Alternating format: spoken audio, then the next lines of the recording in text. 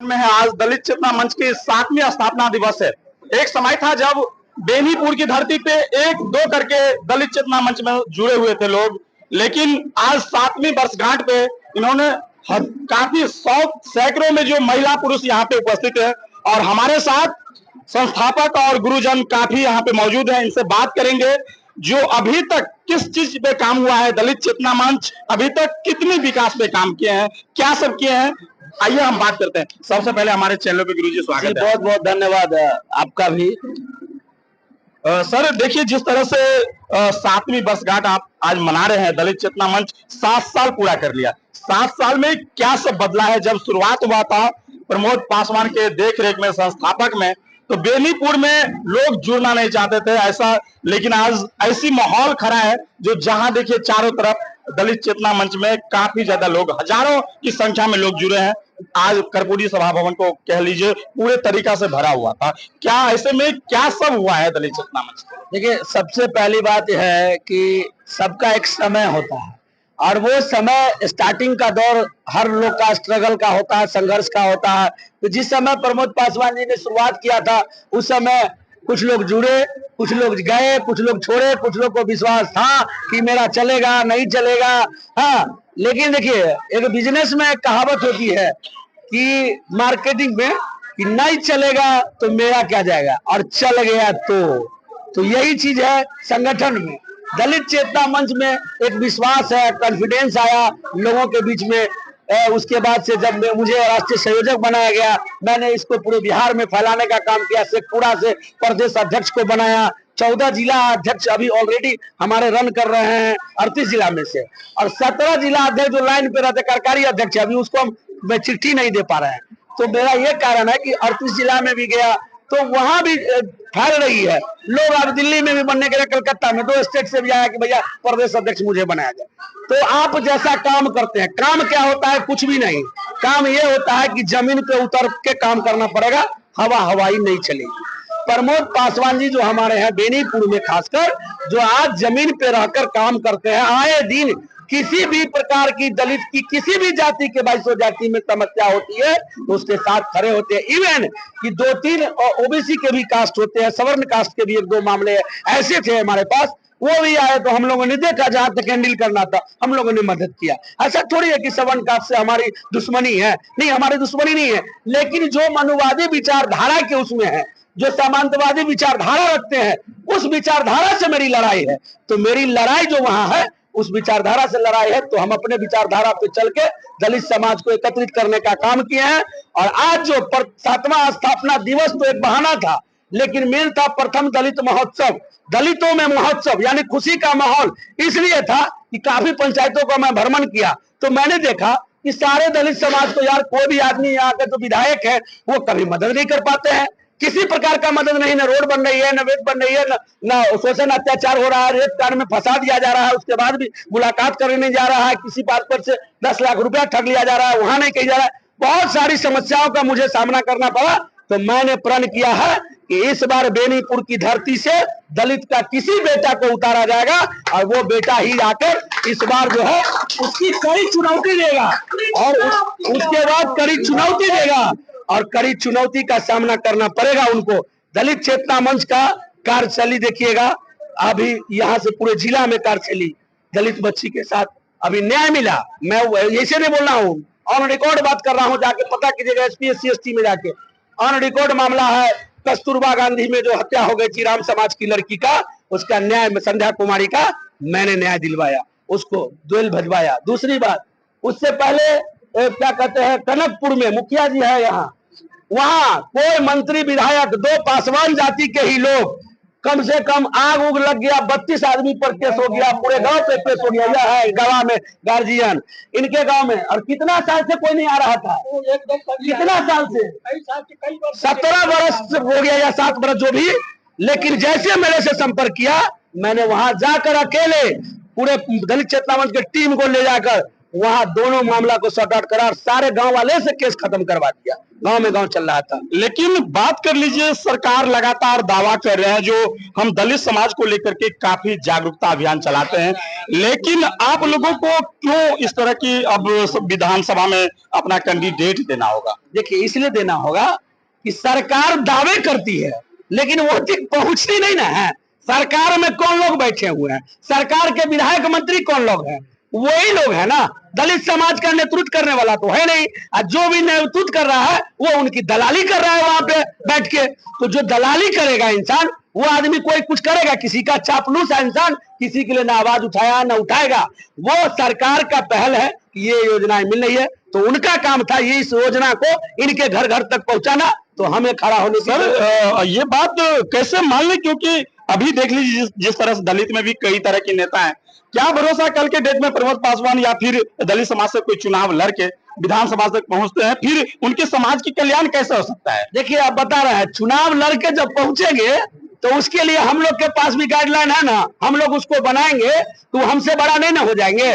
कोई आदमी जनता जनप्रतिनिधि चुनता है, लेकिन हमारा लोग रहेगा तो हम उसको दो जूता मार भी तो सकते हैं, कालर पकड़ के खींच के ला भी तो सकते हैं। लेकिन दूसरे समाज का लोग होगा, उसको मारेंगे तो वो हमको एफआईआर कर देगा, हमको केस कर देगा। इसी कारण बस हम अपने लोगों को ही चुनेंगे।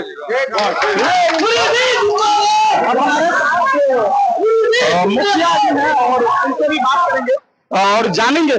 मुखिया जी, सबसे पहले हमारे चैनल पे स्वागत। जी बहुत बहुत धन्यवाद आपको। और कहाँ से हैं आप?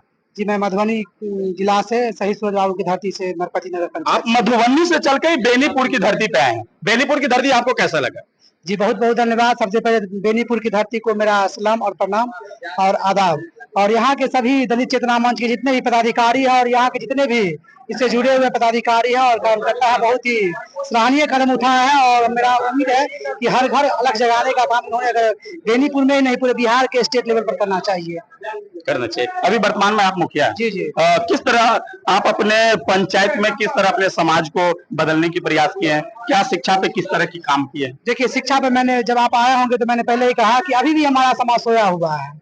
हम जिस समाज से आते हैं हमें पता है कि आजादी मिल गई, लेकिन मानसिक रूप से अभी भी हम गुलाम हैं कहीं ना कहीं से। और हम अपने समाज को जिस चेतना मंच के माध्यम से यहाँ पे चेतने के लिए आए हैं और जगाने के लिए आए हैं कि आप जो सोए हुए हैं वो जागिए। जब तक एजुकेशन की बात आप कहें कि अभी तक हमारे समाज के व्यक्ति को ये नहीं पता है, हमारी माँ बहन को, कि जो डॉक्टर कैसे बनेंगे, इंजीनियर कैसे बनेंगे, ये सभी बारे में जिस तरह से हम जानते हैं कि कहावत है गाँव घर में भी, सही बात मैंने कोई बोले थे कि सिर्फ चर्चा होता है, तो उसी तरह से अब चर्चा शिक्षा पे होनी चाहिए। जिस तरह से महादेव की चर्चा करते हैं, हमारे दलित भाई बहन को, हमारे सभी माता बहन को होना चाहिए। जो भी पढ़े लिखे वर्ग के लोग हैं, जो भी हमारे नौकरी पेशा में, कम से कम एक दिन अपने लिए नहीं अपने समाज के लिए जिए, और कम से कम एक दिन अपने समाज में हर मोहल्ला में जाए और शिक्षा का जो जगह, जो अनपढ़े हैं, जो शिक्षा का महत्व नहीं समझते हैं, उनको शिक्षा के महत्व को समझाए। क्योंकि हमारे डॉक्टर भीमराव बाबा साहब ने कहे थे कि शिक्षा वो शेरनी का दूध है जो जितना पिएगा उतना दहाड़ेगा, बिना पढ़े लिखे कुछ नहीं होना है। चलिए, मुखिया जी किस तरह से बात की है, जो एजुकेशन कितना जरूरत है। अगर महादेव सिर्फ चर्चा होता है तो ऐसे ही हमारे समाज को शिक्षा पे चर्चा करना चाहिए।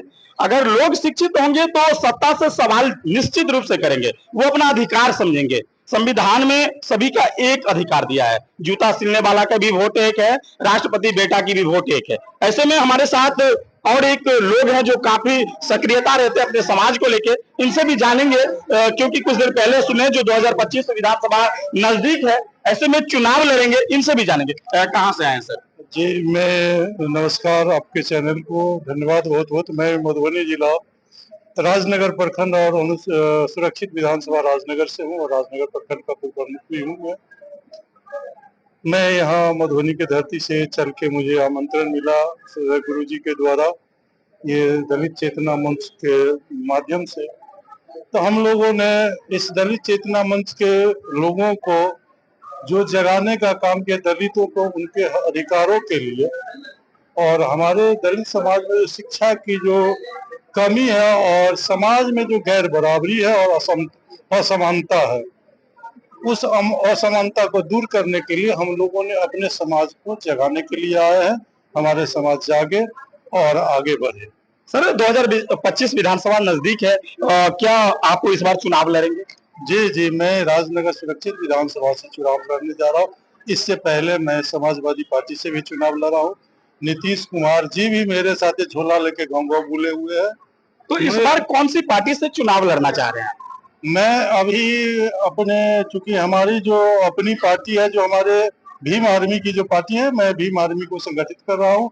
हमारे मधुबनी जिला में भी संगठन है बहुत बड़ा भीम, और बीजेपी वाले आरएसएस को संगठन करके उसके माध्यम से हम लोग भीम आर्मी को भीम सेना बनाकर, और हम भीम आर्मी की तरफ से आजाद समाज पार्टी की ओर से चुनाव लड़ेंगे। चलिए तो ठीक है, एक हमारे साथ शिक्षिका मैम है जिन्होंने काफी अच्छा अपने समाज को लेकर के, अपनी माता बहन को लेकर के काफी ज्यादा अपनी बातें रखे और काफी तालियां की गड़गड़ाहट सुनाई दी है। तो ऐसे में हम बात करते हैं, क्या नाम है? मेरा नाम पिंकी कुमारी हुआ। कहाँ से आई हैं आप? मधुबनी से। अभी पेशा आपकी क्या है? मैं टीचर हूँ और सबसे ज्यादा मैं महिलाओं को क्या कहते हैं, अपने समाज में जो कुरीतियां हैं उसको दूर कर रही हूँ। हमारी माता बहनें ज्यादा शिव चर्चा पे ज्यादा ध्यान देती है। हम कहते हैं शिव चर्चा मत करो, भीम चर्चा करो। भीम चर्चा करने से, सावित्री बाई चर्चा करने से ये होगा कि शिक्षा का ज्ञान होगा। आज केरला में क्या है कि कोई भी सरकार हो, कोई भी ढोंगीवादी सरकार हो, ढोंग नहीं वहाँ चल सकता है, क्योंकि वहाँ एक एक आदमी एजुकेटेड है। और जो आदमी एजुकेटेड होंगे उसे कोई बरगला नहीं सकता है। उसे अपने हक और हकूक के लिए सब कुछ पता रहता है। इसीलिए हम अपने मधुबनी से लेकर के जहाँ भी मुझे आमंत्रित मिलता है महिलाओं के बीच में जाने का, तो मैं जाती हूँ और अपनी महिला बहनों को जगाने का काम करती हूँ। अब क्या सोच रहे हैं, जो क्या लग रहा है, जो पहले मनवादी या फिर इस तरह की सोचता, अब तो कोई भेदभाव तो नहीं है, सभी की शिक्षा एक समान है, ऐसे में क्या बदलाव होना चाहिए? बदलाव ये होना चाहिए, ये बदलाव होना चाहिए कि हमारी शिक्षा जो है, पहले जो शिक्षा मतलब पढ़ाई होती थी स्कूल में, अब क्या किया है ना मनवादी लोग, हमारे बच्चों को खासकर तो सरकारी स्कूल में दलित के बच्चे पढ़ते हैं, बैकवर्ड के बच्चे पढ़ते हैं, अपर कास्ट के बच्चे नहीं पढ़ते हैं। आप लोग देख रहे होंगे। कैसे कहते हैं, जो गरीबी तो हर जाति में है, चाहे वो अपर कास्ट की हो, चाहे मिडिल क्लास की हो, चाहे कोई भी कास्ट की हो, गरीबी अब पहले जैसा नहीं रहा। और जो लो कास्ट के लोग हैं वही पढ़ते हैं। और देखिए शिक्षा का स्तर इतना कम कर दिया है कि टीचर लोग को यह आदेश दिया जाता है कि बच्चा अगर नहीं भी पास है, गर्दन पे हाथ दे के कहता है पास करो, पास करो। पहले क्या होता था कि ऑब्जेक्टिव मार्क आपको मात्र 20 नंबर का होता था, लेकिन अब क्या किया है 50 नंबर का दे दिया है ऑब्जेक्टिव। और पहले क्या कहते हैं, बहुत टाइट एग्जाम स्कूल में भी लिया जाता था, लेकिन अब वो नहीं है। झूठों का मंथली कर दिया है, त्रिमासिक कर दिया है, छमासिक कर दिया है और एनुअल कर दिया है। उसमें बच्चे लोग क्या करते हैं ज्यादातर, और छड़ी भी उठाने का क्या कहते हैं मास्टर को पावर नहीं दिया गया। नीतीश कुमार 20 साल से सत्ता में, क्या लग रहा है नीतीश कुमार की शिक्षा नीति किस तरह रहा है? देखिए लड़की के प्रति तो जो योजनाएं सब देते हैं वो तो अच्छी बात है, लेकिन एमडीएम का जो है ना, ज्यादातर बच्चे पढ़ाई पे कम खाना खाए और निकल के जाते हैं। तो पहले एमडीएम नहीं था, सारे के सारे हम लोग भी पढ़े हुए हैं सरकारी स्कूल में, लेकिन हम लोग पढ़ाई पे ज्यादा ध्यान देते थे। टिफिन में जाने का अगर मौका मिला गुरुजी देते थे तो जाते थे, नहीं देते थे नहीं जाते थे। बहुत टाइट चलता था, एक दिन नहीं जाते थे तो हाथ लाल कर दिया जाता था मार के पीट के, और बच्चे पढ़ते थे। पहले और आज में सब कुछ बदल गया है, बहुत बदल गया है। जो शिक्षा के क्या कहते हैं लो कास्ट के लोग के लिए बहुत ही दयनीय स्थिति है। आप अपने नाम बता दीजिए। पिंकी कुमारी, कहाँ की रहने वाली? मधुबनी से। चलिए बहुत बहुत धन्यवाद। अभी हम दिखला रहे थे जो मैडम की क्या नाम है, जो शिक्षा में बहुत कटौती हो रहा है। शिक्षा जो पहले की और आज की शिक्षा में सब कुछ बदल दिया गया है। पहले स्टिक यूज होता था, छड़ी लेकर के शिक्षक बच्चों में पढ़ाने की प्रयास करते थे ताकि बच्चों में डर था, लेकिन अब ये स्टिक को हटा दिया गया है, छड़ी को हटा दिया गया है, लेकिन अब पहले की तरह शिक्षा नहीं रहा है। मैडम जिस तरह से कहें, क्या बोल रहे थे? हम चूंकि शिक्षा की बात कह रहे थे और हमारे समाज की जो बेनिफिट की बात होती है, तो बाबा साहब ने लिखा है कि हमारे लोगों का तब तक विकास नहीं होगा जब तक कि सत्ता की कुर्सी पर हमारा ही समाज का लोग नहीं बैठेगा। और आजादी जब मिली, सभी को समान आजादी मिली, लेकिन आजादी में क्या आज भी दलित आजाद है? उनको आजादी, जल जंगल जमीन पर उनका समान अधिकार नहीं है। जो बाबा साहब समतामूलक समाज की बात करते थे वो समानता नहीं है ये दलितों के साथ और सवर्ण और अवर्णों के साथ। तो हमारा कहना है हमारा समाज जो है आज भी दबा कुचला, आज भी उनको सताया जा रहा, और सत्ता में जो बैठे हमारे ही समाज के दलाल लोग थे। जिस तरह हमारा देश गुलाम हुआ था, हमारे ही देश के लोग अंग्रेजों को गुलामी करके, उनके चापलूसी करके उनको भारत को गुलाम बना, उसी तरह दलित के ही लोग दलित का चापलूसी करके उनको दलित को गुलाम बना रहा, आज उनको अधिकार से वंचित रखा जा रहा। इसलिए हम लोगों को जरूरत है अपने समाज से उठ के आज हमारे समाज के लोग जो समाज में बैठते हैं और समाज के साथ मिलकर रहते हैं, उनका विकास जो शहर जमीन पर सही मायने में कैसे विकास होगा उसकी बात। बहुत बहुत धन्यवाद। सर, मैं दलित चेतना मंच की ओर से मैं सिर्फ एक ही चीज कहना चाह रहा हूँ, जो मंदिर जाने वाली भीड़ यदि स्कूल की ओर मुड़ जाए तो मैं कह रहा हूँ कि 1947 क्या 1937 में मेरा देश भारत विकसित हो जाएगा। बस इतना ही कहना चाह रहा हूँ। बहुत बहुत धन्यवाद। रुक जी, मोबाइल